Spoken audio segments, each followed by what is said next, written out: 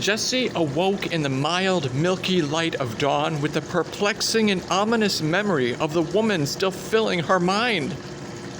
The woman with her graying hair pulled back in that tight countrywoman's bun. The woman who had been kneeling in the blackberry tangles with her slip puddled beside her. The woman who had been looking down through broken boards and smelling that awful bland smell. Jessie hadn't thought of that woman in years. And now, fresh from her dream of 1963 that hadn't been a dream but a recollection, it seemed to her that she had been granted some sort of supernatural vision on that day, a vision that had perhaps been caused by stress and then lost again for the same reason. But it didn't matter. Not that. Not what had happened with her father out on the deck. Not what had happened later when she had turned around to see him standing in the bedroom door. All that had happened a long time ago. And as for what was happening right now, I'm in trouble. I think I'm in very serious trouble. She lay back against the pillows and looked up at her suspended arms. She felt as dazed and helpless as a poisoned insect in a spider's web, wanting no more than to be asleep again, dreamlessly this time, if possible. With her dead arms and dry throat in another universe, no such luck. There was a slow, somnolent, buzzing sound somewhere close by. Her first thought was alarm clock. Her second, after 2 or 3 minutes of dozing with her eyes open, was smoke detector.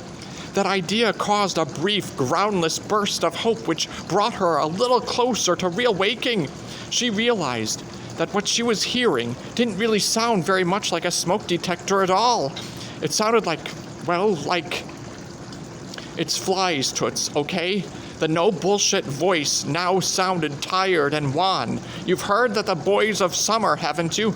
Well, these are the flies of autumn, and their version of the World Series is currently being played on Gerald Burlingham, the noted attorney and handcuff fetishist. Jessie, I gotta get up, she said in a croaking, husky voice she barely recognized as her own. What the hell does that mean, she thought. And it was the answer, not a goddamn thing, thanks very much. She finished the job of bringing her back to full wakefulness. She didn't want to be awake, but she had an idea that she had better accept the fact that she was and do as much with it as she could while she could. And you probably better start by waking up your hands and arms, if they will wake up, that is. She looked at her right arm, then turned her head on the rusty armature of her neck, which was only partially asleep, and looked at her left. Jessie realized with sudden shock that she was looking at them in a completely new way, looking at them as she might have looked at pieces of furniture in a showroom window.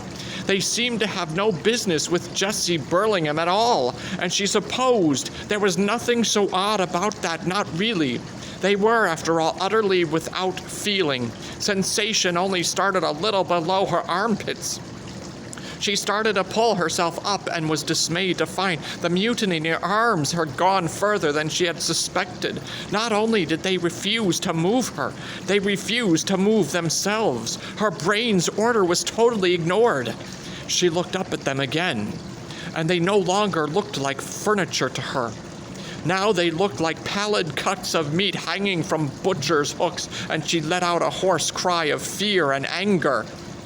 Never mind, though. The arms weren't happening, at least for the time being, and being mad or afraid or both wasn't going to change that a bit.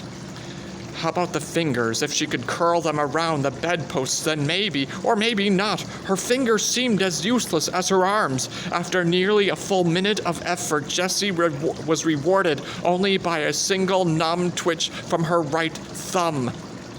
Dear God, she said in her grating, dust-in-the-cracks voice. There was no anger in it now, only fear. People died in accidents, of course. She supposed she had seen hundreds, perhaps even thousands of death clips on the TV news during her lifetime. Body bags carried away from wrecked cars or winched out of the jungle in medevac slings. Felt feet sticking out from beneath hastily spread blankets while buildings burned in the background, white-faced, stumble-voiced witnesses pointing to pools of sticky, dark stuff in alleys or on barroom floors. She had seen the white-shrouded shape that had been John Belushi toted out of the Chateau Marmont Hotel in Los Angeles. She had seen aerialist Carl Wallenda lose his balance, fall heavily to the cable he had been trying to cross. It had been strung between two resort hotels. She seemed to remember, clutch it briefly, and then plunge to his death below. The new programs had played that one over and over as if obsessed with it. So she knew people died in accidents, of course. She knew it. But until now, she had somehow never realized there were people inside those people. People just like her. People who hadn't had the slightest idea they would never eat another cheeseburger, watch another round of Final Jeopardy, and please make sure your answer is in the form of a question. Or call their best friends to say that penny poker on Thursday night or shopping on Saturday afternoon seemed like a great idea. No more beer, no more kisses, and your fantasy of making love in a hammock during a thunderstorm was never going to be fulfilled because you were going to be too busy being dead. Any morning you rolled out of bed might be your last. It's a lot more than a case of might this morning, Jessie thought. I think now it's a case of probably the house. Our nice, quiet lakeside house, and very well be on the news Friday or Saturday night. It'll be Doug Rowe wearing that white trench coat of his I hate so much and talking into his microphone and calling it the house where prominent Portland lawyer Gerald Burlingham and his wife Jessie died. Then he'll send it back to the studio and Bill Green will do the sports, and that isn't being morbid, Jessie. That isn't the good wife moaning or Ruth ranting.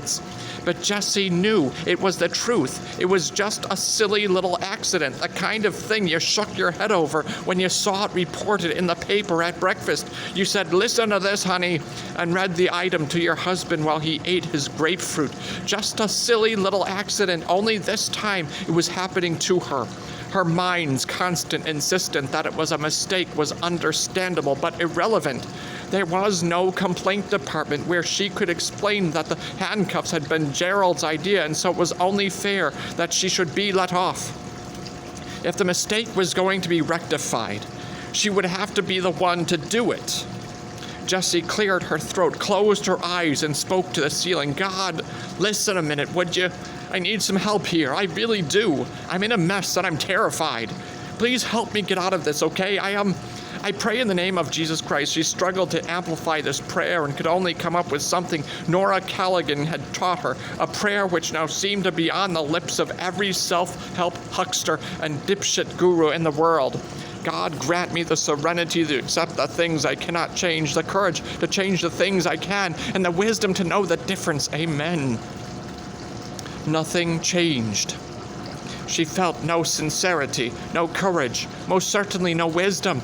She was still only a woman with dead arms and a dead husband cuffed to the post of this bed like a cur dog chained to a ring bolt and felt to die unremarked and unlamented in a dusty backyard while his tosspot master serves 30 days in the county clink for driving without a license and under the influence. Oh, please don't let it hurt, she said in a low, trembling voice. If I'm going to die, God, please don't let it hurt. I'm such a baby about pain. Thinking about dying at this point is probably a really bad idea, Toots. Ruth's voice paused, then added, on second thought, strike the probably. Okay, no argument. Thinking about dying was a bad idea, so what did that leave? Living. Ruth and Goodwife Burlingham said it at the same time. All right, living. Which brought her around full circle to her arms again. They're asleep because I've been hanging on them all night. I'm still hanging on them, getting the weight off it as step one. She tried to push herself backward and upward with her feet again and felt a sudden wave of black panic when they at first also refused to move. She lost herself for a few moments then, and when she came back, she was pistoning her legs rapidly up and down, pushing the coverlet, the sheets, and the mattress pad down to the foot of the bed. She was gasping for breath like a bicycle racer topping the last steep hill in a marathon race. Her butt, which had also gone to sleep, sang and zipped with wake-up needles. Fear had gotten her fully awake, but it took the half-assed aerobics which accompanied her panic to kick her heart all the way up into a passing gear. At least, she began to feel tingles of sensation, bone deep and as ominous as distant thunder in her arms. If nothing else works, Toots, keep your mind on those last 2 or 3 sips of water. Keep reminding yourself that you're never going to get hold of that glass again unless your hands and arms are in good working order, let alone drink from it. Jessie continued to push with her feet as the morning brightened. Sweat plastered her hairs against her temples and streamed down her cheeks. She was aware vaguely that she was deepening her water debt every moment she persisted in this strenuous activity, but she saw no choice, because there is none, Toots, none at all. Toots this and Toots that, she thought distractedly. Would you please put a sock in it, you mouthy bitch? At least her bottom began to slide up toward the head of the bed. Each time it moved, Jessie tensed her stomach muscles and did a mini sit-up. The angle made by her upper and lower body slowly began to approach 90 degrees. Her elbows began to bend, and as the drag of her weight began to leave her arms and shoulders, the tingles racing through her flesh increased. She didn't stop moving her legs when she was finally sitting up, but continued to pedal, wanting to keep her heart rate up. A drop of stinging sweat ran into her left eye. She flicked it away with an impatient shake of her head and went on pedaling. The tingles continued to increase, darting upward and downward from her elbows, and about 5 minutes after she'd reached her current slumped position, she looked like a gawky teenager draped over a movie theater seat. The first cramp struck. It felt like a blow from the dull side of a meat cleaver. Jessie threw her head back, sending a fine mist of perspiration flying from her head and hair, and shrieked as she was drawing breath to repeat the cry. The second cramp struck. This one was much worse. It felt as if someone had dropped a glass-encrusted noose of cable around her left shoulder and then yanked it tight. She howled, her hands snapping shut into fists with such sudden savagery that 2 of her fingernails splintered away from the quick and began to bleed. Her eyes sunk into brown hollows of puffy flesh, were squeezed tightly shut, but her tears escaped nevertheless and went trickling down her cheeks, mixing with the runnels of sweat from her hairline. Keep pedaling, Toots. Don't stop now. Don't you call me Toots, Jessie screamed. The stray dog had crept back to the rear stoop just before first light, and at the sound of her voice, its head jerked up. There was almost comical expression of surprise on its face.